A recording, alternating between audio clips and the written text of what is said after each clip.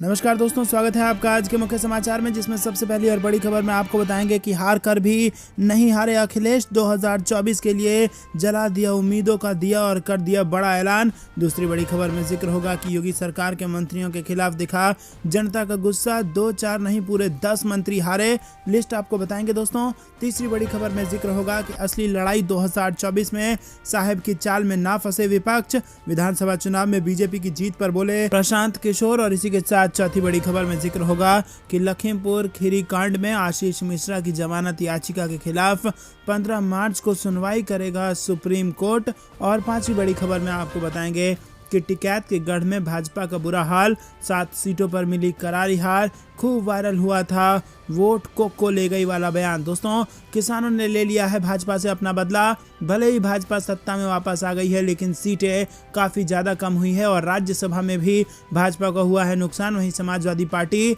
ने 3 गुना सीटें जीतकर राज्यसभा में भी अपनी स्थिति मजबूत कर ली है। दोस्तों, क्या पूरी खबर, हर एक खबर की गहराई में आपको ले जाएंगे, लेकिन उससे पहले अगर आपको भी ऐसा लगता है कि वाकई में हार कर भी जीत गए हैं अखिलेश यादव, तो वीडियो लाइक करके अपना समर्थन दर्ज कराइए। और अगर चैनल पर नए हैं तो लाल बटन को दबा के चैनल को सब्सक्राइब करके घंटी बजाकर कमेंट में हमें बताइए कि क्या असली लड़ाई 2024 की लड़ाई है। दोस्तों, रुक करते हैं सबसे पहली और बड़ी खबर की तरफ।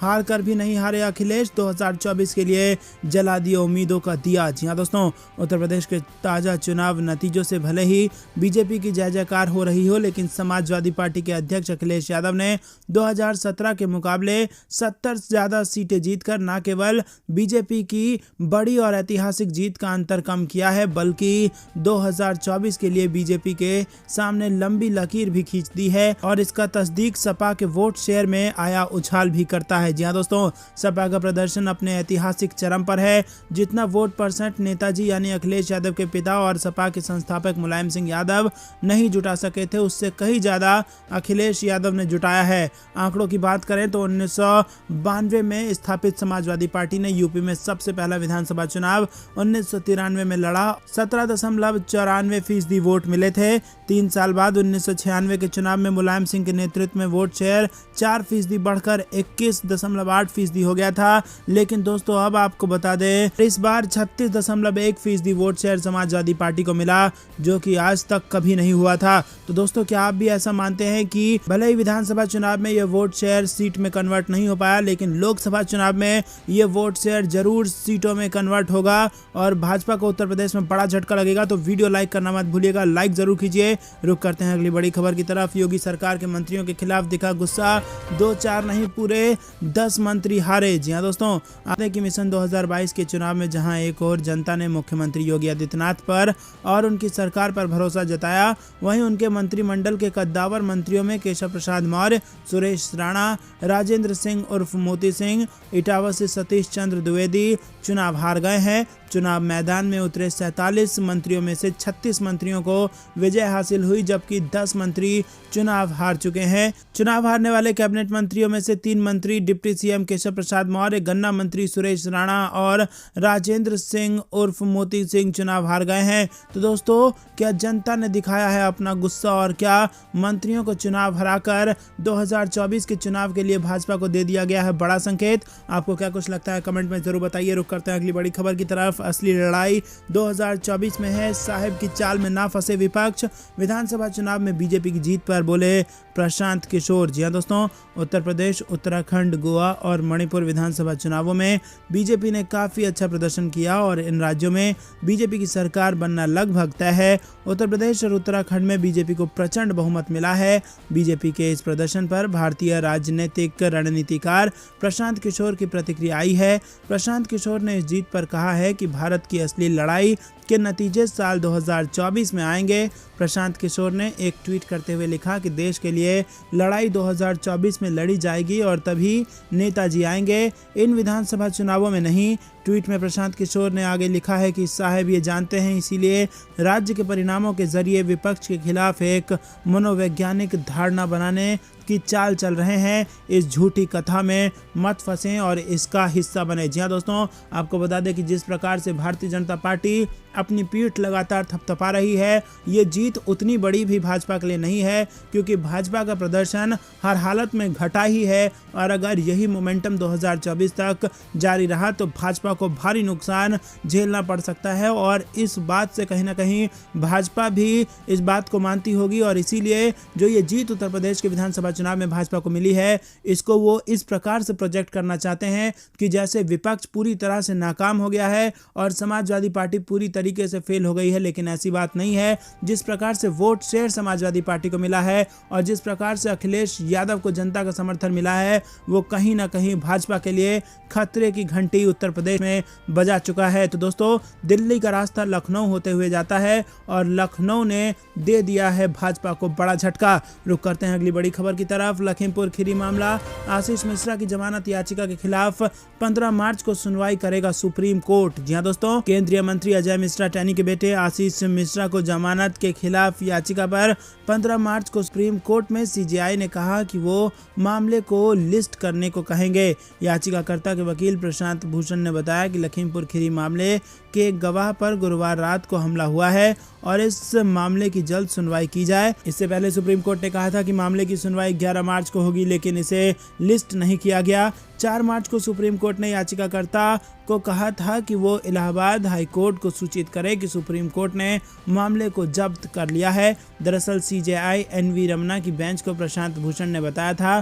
कि मिश्रा को जमानत मिलने के बाद अन्य आरोपी भी हाई कोर्ट पहुंच रहे हैं, ऐसे में इसे रोका जाना चाहिए। दरअसल किसानों के पीड़ित परिवार भी सुप्रीम कोर्ट पहुंचे हैं और केंद्रीय मंत्री अजय मिश्रा टैनी के बेटे आशीष मिश्रा को जमानत देने की चुनौती दी है। दोस्तों, रुक करते हैं अगली बड़ी खबर की तरफ। टिकैत के गढ़ में भाजपा का बुरा हाल, 7 सीटों पर मिली करारी हार। खूब वायरल हुआ था वोट को ले गई वाला बयान। जी हां दोस्तों, आपको बता दें कि भगवा रंग में डूबे चुनावी नतीजों के बीच मुजफ्फरनगर जिले में किसान आंदोलन का असर खूब दिखा। 3 कृषि कानूनों को मोदी सरकार के वापस लेने के बावजूद किसानों में उपजी नाराजगी ने गठबंधन की जीत में अहम भूमिका निभाई है। वहीं आपको बता दें कि कृषि कानूनों के खिलाफ दिल्ली के बॉर्डर पर 13 महीने तक चले किसान आंदोलन का असर मुजफ्फरनगर और शामली के चुनाव नतीजों में साफ नजर आ रहा है। गठबंधन के मुकाबले दोनों दलों की 9 सीटों में से केवल 2 सीट पर भाजपा जीत दोहरा पाई है। गाजीपुर बॉर्डर पर चले लंबे आंदोलन में आए उतार चढ़ाव में पश्चिमी उत्तर प्रदेश के किसानों में भाजपा के रवैये को लेकर नाराजगी बढ़ती गई। मुजफ्फरनगर किसान आंदोलन का केंद्र बन गया। दोस्तों, रुक करते हैं अगली बड़ी खबर की तरफ। बनारस में 15,000 से ज्यादा लोगों ने नोटा का बटन दबाया, 46 प्रत्याशियों की जमानत हो गई जब्त। जी हां दोस्तों, बनारस जिले की 8 विधानसभा क्षेत्रों से कुल 70 प्रत्याशियों में 46 अपनी जमानत नहीं बचा सके हैं और वही इस बार के विधानसभा चुनाव में 15,476 ऐसे मतदाता भी रहे जिन्होंने 8 विधानसभा सीट पर अपना मत किसी प्रत्याशी को नहीं बल्कि नोटा का बटन दबाकर दे दिया। दोस्तों, रुक करते हैं अगली बड़ी खबर की तरफ जो कि गोवा से आ रही है। सत्ता गठन के दावे के बीच गोवा बीजेपी में जबरदस्त मतभेद, क्या सरकार नहीं बना पाएगी भाजपा? जी हां दोस्तों, फूट की खबरें सामने आ रही हैं। गोवा विधानसभा चुनाव के नतीजे आ चुके हैं और राज्य में भाजपा सबसे बड़ी पार्टी बनकर उभरी है और बीजेपी को सबसे ज्यादा 20 सीटें मिली हैं, लेकिन पार्टी बहुमत के आंकड़े तक नहीं पहुंच पाई। गोवा में बहुमत का आंकड़ा 21 है। नतीजे घोषित होने के बाद गोवा बीजेपी के अध्यक्ष सदानंद सेठ तनवड़े ने बड़ा बयान दिया है और उनके मुताबिक बीजेपी को 3 निर्दलीय विधायकों ने समर्थन दे दिया है और इसके साथ ही बीजेपी की कुल सीटों की संख्या बहुमत के आंकड़े को पार कर गई है। बीजेपी की सरकार गठन के दावों के बीच मतभेद होने की भी खबरें सामने आ रही है। गोवा में बीजेपी विधायक और पूर्व मुख्यमंत्री रवि नाइक वांतक पार्टी यानी एमजीपी का समर्थन लेने को लेकर पार्टी में अपना विरोध दर्ज करा चुके हैं। दोस्तों, रुक करते हैं अगली बड़ी खबर की तरफ जो कि पंजाब से आ रही है। चरणजीत सिंह चन्नी ने दिया इस्तीफा, सरकार गठन की तैयारी में जुटी आम आदमी पार्टी के विधायकों की आज बैठक। जी हां दोस्तों, पंजाब में जनादेश आ गया है और सूबे के इतिहास की सबसे बड़ी जीत के बाद आम आदमी पार्टी अब सरकार बनाने की तैयारी में है। वहीं दूसरी तरफ पंजाब कांग्रेस में हार के बाद रार मची हुई है। गुरुवार को परिणाम आने के बाद शुक्रवार को पंजाब की राजनीति में हलचल तेज रही। दोस्तों, रुक करते हैं अगली बड़ी खबर की तरफ। इस लिहाज से सिर्फ सपा और अखिलेश यादव के लिए है गुड न्यूज। जी हां दोस्तों, उत्तर प्रदेश विधानसभा चुनाव के नतीजे पूरी तरह से साफ हो गए हैं। बुलडोजर को हथियार बनाकर प्रचार अभियान में उतरे योगी आदित्यनाथ ने उम्मीदों की इमारत गिरा दी है और सपा की उम्मीदों की इमारत गिरा दी है और दोपहर 3:15 बजे तक भाजपा 261 सीटों पर आगे थी और यही शाम तक भी बरकरार रहा और भाजपा की उत्तर प्रदेश में सरकार बन गई। समाजवादी पार्टी भले ही सरकार बनाने के अपने दावों को सच नहीं कर पाई, लेकिन अखिलेश यादव ने पार्टी के प्रदर्शन को बेहतर जरूर किया है। सपा ने अपनी सीटें करीब 3 गुना बढ़ा ली हैं और इसके अलावा पार्टी के वोटर शेयर में भी 10% से ज़्यादा का इजाफा हुआ है। तो दोस्तों, क्या आपको लगता है कि ये कहीं ना कहीं 2024 के लोकसभा चुनाव के लिए भाजपा के लिए खतरे की घंटी है? क्योंकि जिस प्रचंड बहुमत से 2017 में भाजपा सत्ता में आई थी, बहुमत तो अब भी है लेकिन उतना प्रचंड नहीं है और भाजपा को कई सीटों का नुकसान हुआ है। वहीं बात की जाए समाजवादी पार्टी की तो 3 गुना सीटें लेकर आने में सफल हो गई है समाजवादी पार्टी और ये कहीं ना कहीं 2024 के लोकसभा चुनाव के लिए बड़ा संकेत देते हैं। तो दोस्तों, आपको क्या कुछ लगता है कमेंट में जरूर बताइए और वीडियो को लाइक करना मत भूलिएगा। यूपी में हार के बावजूद सपा के पक्ष में कुछ ऐसे आंकड़े हैं जिससे पार्टी संतोष महसूस कर सकती है। सपा एकमात्र पार्टी है जिसकी सीटों में इजाफा हुआ है। भाजपा ने भले ही बहुमत पा लिया हो लेकिन सीटों के मामले में उसे बड़ा नुकसान उठाना पड़ा है। 2017 के विधानसभा चुनाव में 325 सीटें मिली थी लेकिन इस बार महज 260 सीटें ही भाजपा को यूपी चुनाव में मिल पाई है। लेकिन आपको बता दें दोस्तों कि ये जो 65 सीटों का नुकसान भारतीय जनता पार्टी को हुआ है, ये राज्यसभा की सीटों में भी कन्वर्ट होगा। में भी भारतीय जनता पार्टी कमजोर होने वाली है। ये इस वक्त की बेहद बड़ी खबर निकल के आ रही है और इसका असर 2024 के लोकसभा चुनाव में भी देखने को मिलने वाला है। और अगर इसी मोमेंटम से समाजवादी पार्टी आगे बढ़ती गई तो 2024 में समाजवादी पार्टी के लिए अच्छे दिन आ सकते हैं। रुक करते हैं अगली बड़ी खबर की तरफ। सिराथू में केशव प्रसाद मौर्य 6000 वोट से पीछे चल रहे थे और इस बीच बीजेपी वर्कर्स ने ईवीएम में गड़बड़ी की मांग को लेकर हंगामा किया, जिसके चलते 1 घंटे से काउंटिंग रुकी हुई थी। हंगामा बढ़ने के बाद सपा प्रत्याशी पल्लवी पटेल मतगणना स्थल पर पहुंच गई।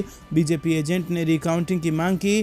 फिलहाल सिराथू विधानसभा में 29वें राउंड की मतगणना पूरी हो चुकी थी और इसमें सपा की पल्लवी पटेल 6397 वोट से आगे चल रही थी। पल्लवी पटेल को लगभग 1 लाख वोट मिल चुके हैं। वहीं बीजेपी के केशव प्रसाद मौर्य 6000 उनसे पीछे चल रहे थे और उसके बाद काउंटिंग कुछ देर के लिए रोक दी गई। दोस्तों, आपको क्या कुछ लगता है कमेंट में जरूर बताइए। लेकिन उप मुख्यमंत्री का इस प्रकार से पीछे चलना क्या कुछ इशारा करता है, आप कमेंट में बताइए। रुक करते हैं अगली बड़ी खबर की तरफ। सपा ने भाजपा की जीत मानने से किया इनकार, कहा अखिलेश ही बनेंगे मुख्यमंत्री। दोस्तों, रुक करते हैं अगली बड़ी खबर की तरफ। हम सिर्फ चुनाव हारे हैं, हिम्मत नहीं, जल्द ही बुलाई जाएगी कांग्रेस वर्किंग कमेटी की बैठक। जी हां दोस्तों, हम सिर्फ चुनाव हारे हैं, हिम्मत नहीं हारे, ये बयान कांग्रेस के प्रवक्ता रणदीप सुरजेवाला ने 5 राज्यों के चुनाव परिणाम आने के बाद दिया है। उन्होंने कहा कि हम जीत मिलने तक लड़ना जारी रखेंगे और नई रणनीति के साथ लौटेंगे। रणदीप सुरजेवाला ने कहा कि 5 राज्यों में चुनावी नतीजे पार्टी की उम्मीद के विपरीत, लेकिन हम जनादेश को स्वीकार करते हैं। पंजाब में पार्टी को मिली हार पर सुरजेवाला ने कहा कि अमरिंदर सिंह सरकार के 4.5 साल के कार्यकाल को लेकर सत्ता विरोधी लहर से पार पाने में हम नाकाम रहे। लोगों ने बदलाव के लिए मतदान किया। गौरतलब है कि पंजाब जहां कांग्रेस सत्ता में थी वहां भी पार्टी को बहुत बड़ी पराजय मिली है। पार्टी यहां मात्र 18 सीटों पर ही सिमट गई है, जबकि आम आदमी पार्टी को प्रचंड बहुमत मिला है और वो 92 सीटों पर आगे है। वहीं सुरजेवाला ने कहा कि हम इस जनादेश से सबक लेकर आत्मचिंतन करेंगे और जल्द ही CWC की बैठक बुलाई जाएगी। पार्टी के मुख्य प्रवक्ता रणदीप सुरजेवाला ने यह भी कहा कि कांग्रेस अध्यक्ष सोनिया गांधी ने जल्द ही कांग्रेस कार्य समिति की बैठक बुलाने का फैसला किया है और इस बैठक में चुनावी हार के कारणों में मंथन होगा। कांग्रेस पार्टी को 5 चुनावी राज्यों में से किसी में भी जीत नहीं मिली है। गोवा में पार्टी को 12 सीटें मिली हैं, जबकि उत्तराखंड में 18 सीट मिली है, जबकि कांग्रेस को ये उम्मीद थी कि वो उत्तराखंड और गोवा में जीत हासिल कर सकती है। मणिपुर में भी कांग्रेस को बड़ा नुकसान हुआ है और यहाँ पार्टी को सिर्फ 5 सीटों पर बढ़त मिली है और पहले चुनाव से तुलना करें तो पार्टी को 23 सीटों पर नुकसान हुआ है।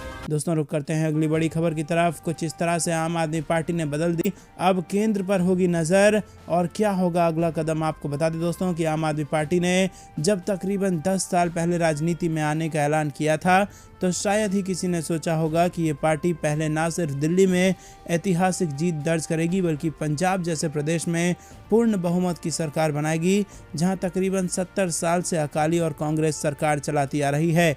लेकिन हर किसी को चौंकाते हुए आम आदमी पार्टी ने इस बार न सिर्फ पंजाब में जबरदस्त जीत दर्ज की है, बल्कि लोगों को राष्ट्रीय स्तर पर एक बड़ा विकल्प देने की ओर बढ़ती नजर आ रही है।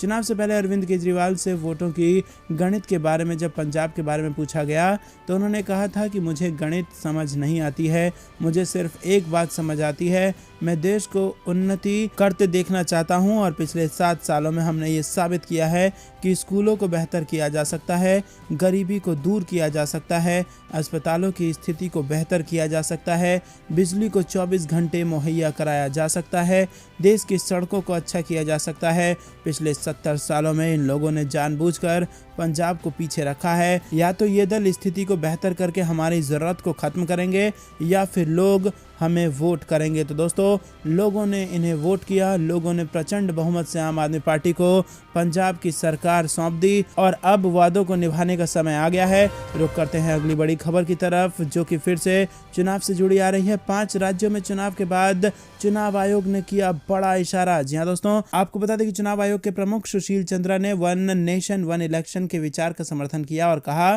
कि वो एक साथ चुनाव कराने के लिए पूरी तरह से तैयार और सक्षम है। दोस्तों, रुक करते हैं अगली बड़ी खबर की तरफ। हंगामा कर रहे आरएलडी कार्यकर्ताओं पर लाठीचार्ज और पथराव से मची अफरा तफरी। जी हाँ दोस्तों, उत्तर प्रदेश में विधानसभा चुनावों के परिणाम की तस्वीर अब साफ हो गई है और फिलहाल भारतीय जनता पार्टी पूर्ण बहुमत से सरकार बना चुकी है और इस बीच कई जगहों पर पार्टियों के बीच तगड़ी फाइट भी चलती रही। ऐसे में कई जगहों से हंगामे की भी खबरें सामने आई हैं। अपने अपने प्रत्याशियों का समर्थन करते हुए कार्यकर्ता बेकाबू होते नजर आए।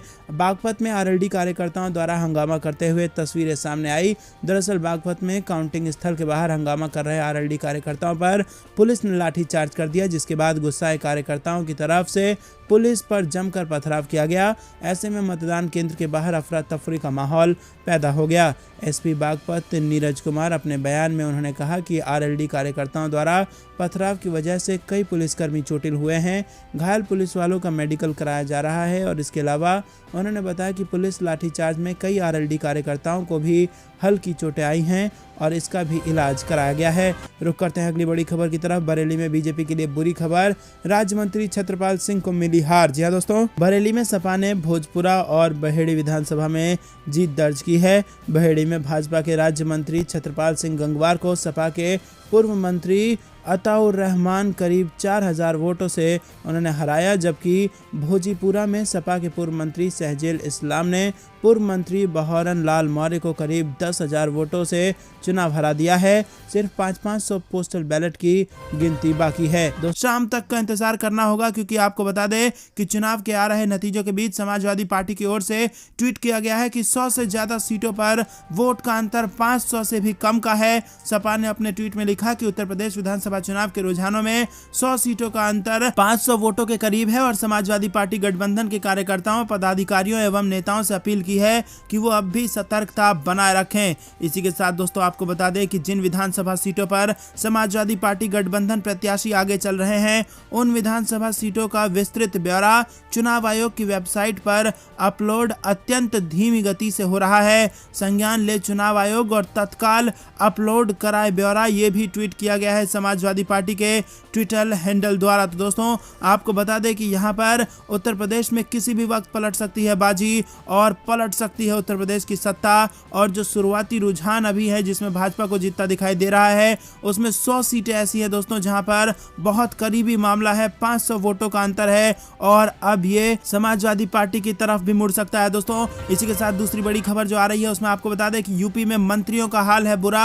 डिप्टी सीएम केशव प्रसाद मौर्य चल रहे हैं पीछे और उपेंद्र तिवारी भी चल रहे हैं पीछे। जी हां दोस्तों, उत्तर प्रदेश में इस बार मुख्यमंत्री योगी आदित्यनाथ के साथ उनके कई मंत्रियों की प्रतिष्ठा दांव पर है और उप मुख्यमंत्री केशव प्रसाद मौर्य सिराथू से, सिद्धार्थनाथ सिंह इलाहाबाद पश्चिम से, श्रीकांत शर्मा मथुरा सीट से और औद्योगिक विकास मंत्री कानपुर की महाराजपुर सीट से चुनावी मैदान में हैं। लेकिन आपको बता दें कि 400 वोट से पीछे चल रहे हैं इस वक्त। अभी आई खबर के मुताबिक सिराथू सीट से मौर्य पीछे चल रहे हैं। जी हां दोस्तों, डिप्टी सीएम केशव प्रसाद मौर्य पीछे चल रहे हैं और उनको सपा की प्रत्याशी पल्लवी पटेल हराती हुई। अखिलेश यादव का दावा 300 से ज्यादा सीटें जीत रही है समाजवादी पार्टी गठबंधन। जी हां दोस्तों, उत्तर प्रदेश के विधानसभा चुनाव 2022 में प्रदेश के पूर्व मुख्यमंत्री अखिलेश यादव बेहतर परिणाम को लेकर आशान्वित हैं। समाजवादी पार्टी के अध्यक्ष अखिलेश यादव को भरोसा है कि उनका गठबंधन 300 से ज्यादा सीटें जीतेगा और फिर प्रदेश का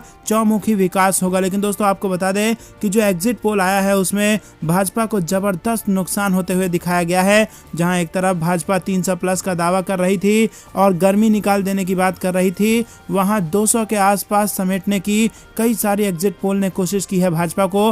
तो दोस्तों, जिन मीडिया पर गोदी मीडिया होने का आरोप लगता है वो मीडिया ही अगर भाजपा को नुकसान दिखा रही है तो क्या इससे यह अंदाजा ना लगाया जाए कि जब असली के नतीजे आएंगे तो भाजपा की नींद उड़ जाएगी। दोस्तों, आपको क्या कुछ लगता है जरूर बताइए। लेकिन अगर बात करें उत्तर प्रदेश की, तो उत्तर प्रदेश में अखिलेश यादव के लिए अच्छी खबर आ रही है। जबरदस्त इजाफा सीटों का होता नजर आ रहा है और भारतीय जनता पार्टी को बड़ा नुकसान उत्तर प्रदेश में हो रहा है। इसके क्या कारण है, कमेंट में आप हमें जरूर बताइए। क्या बढ़ती महंगाई भाजपा को होने वाले नुकसान का कारण है, या फिर कोरोना में जिस प्रकार से गंगा में लाशें बहती नजर आई वो भाजपा को होने वाले नुकसान का कारण है? आपको क्या कुछ लगता है, कमेंट में अपनी राय जरूर हम तक पहुंचाइए और ज्यादा लोगों तक वीडियो शेयर जरूर कीजिए। दोस्तों ये थी दिन भर कुछ बेहतरीन और बड़ी खबरें। तक बने रहने के लिए बहुत बहुत धन्यवाद। देख रहे थे आपका अपना चैनल जय हिंद जय भारत।